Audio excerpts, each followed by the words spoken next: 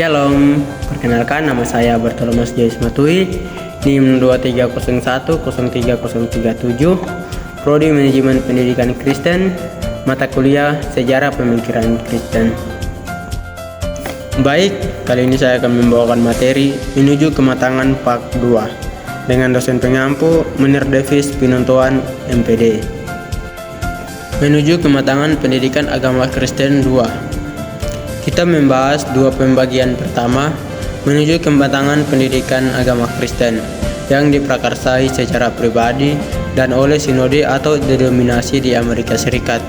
Bab berikut membahas pengembangan pendidikan agama Kristen sebagai ilmu baru, dengan fokus pada sains seperti ilmu jiwa, pedagogi, dan sosial.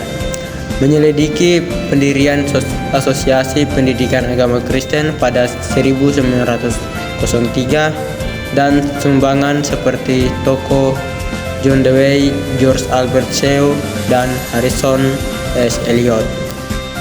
A. Pendirian Asosiasi Pendidikan Agama. Pada akhir abad ke-19, akademisi Kristen mendirikan Asosiasi Pendidikan Agama sebagai respons terhadap predominasi pendekatan evangelikal yang dangkal dalam sekolah minggu. Mereka ingin mengembangkan pendidikan agama sebagai ilmu ilmiah dengan fokus pada akhlak dan sikap keagamaan, serta memperluas cakupan pengetahuan dalam berbagai bidang. B. Tiga pendidik yang berorientasi pada ilmu pedagogi dan ilmu jiwa tahun 1903 sampai 1940. Yang pertama ada John Dewey. John Dewey, seorang filsuf Amerika, adalah tokoh pragmatisme dan seorang kritikus sosial yang memperjuangkan pendidikan. Dia menekankan pengalaman siswa, integrasi kurikulum, kreativitas, dan pemecahan masalah. Dewey melihat pendidikan sebagai refleksi masyarakat dan alat untuk menciptakan perubahan positif dalam kehidupan. Dia memimpin Departemen Filsafat di Universitas Chicago, mendirikan Dewey School, dan memusatkan perhatian pada pendidikan progresif.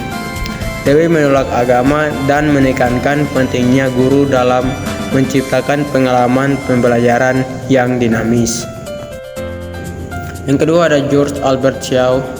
George Albert Shaw lahir pada 26 Maret 1862 di New York dan meninggal pada 9 November 1951 di California.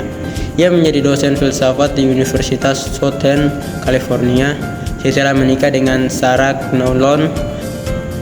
Dia memandang pendidikan agama Kristen sebagai pengalaman belajar yang membawa pemecahan masalah pribadi, gereja, dan masyarakat. Ia mengedepankan nilai agama dan pendekatan ilmiah dalam pendidikan agama, serta menganggap gereja harus terbuka pada pemikiran modern. Xiao juga menekankan pentingnya pembelajaran tentang kasih, peran dalam membangun masyarakat adil, dan pengambilan keputusan berdasarkan data dan pengalaman. Yang ketiga ada Harrison S. Elliot. Harrison S. Elliot adalah seorang ahli teologi Kristen yang memiliki pendidikan di Universitas Ohio Wesleyan dan Universitas Yale. Elliot terkenal dalam bidang pendidikan agama dan merupakan dosen di Sekolah Tinggi Teologi Union, New York. Pemikiran Elliot didasarkan pada pandangan teologis liberal yang menganggap Alkitab dan sejarah teologi sebagai sumber penting iman Kristen.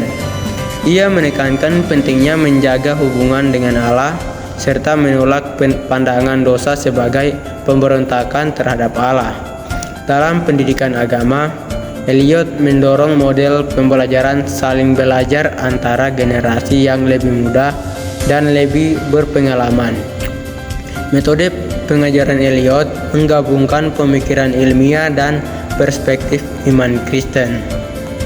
Kesimpulan, pendirian Asosiasi Pendidikan Agama dan peran tiga pendidik, John Dewey, George Albert Shaw, dan Harrison S. Elliot. Dewey fokus pada kreativitas dan keterlibatan siswa. Sedangkan Xiao dan Eliot membahas pendidikan agama dalam pembentukan karakter dan moralitas, serta pentingnya pendidikan agama Kristen dalam membentuk kepribadian dan moral seseorang. Sekian penjelasan saya mengenai materi menuju kematangan part 2. Terima kasih.